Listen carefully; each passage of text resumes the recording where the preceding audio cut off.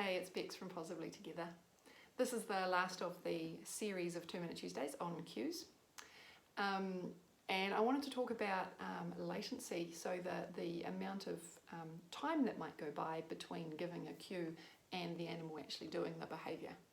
So one way of improving this, and also of, if we're talking about riding, so those of you who are riding with pressure-based cues, so your traditional cues such as legs and reins, one way of ensuring that our cues like that are as light and soft and subtle and clear as possible is the same process. And what the process is clicking for cue response. So clicking for response.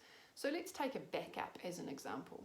If I want to cue the backup and have my horse immediately and fluently begin to shift his weight backwards and take, let's say, 3 steps back. What I need to do in order to A, speed up the response time between cue and behaviour, and B, ensure that he's responding to the lightest, softest signal I can give, then I want to click the moment that he begins to respond to that cue. So if I cue the backup, I'm not clicking him for taking 3 steps back. I'm not even clicking him for taking 1 step back. I already know that he can back up. I'm not working on the quality of the backup. I'm not working on the number of steps and extending the duration of the backup. What I'm working on in this scenario is the response to the cue. So I don't want to click him for backup. I want to click him for responding to the cue. And what that means is I click very, very early.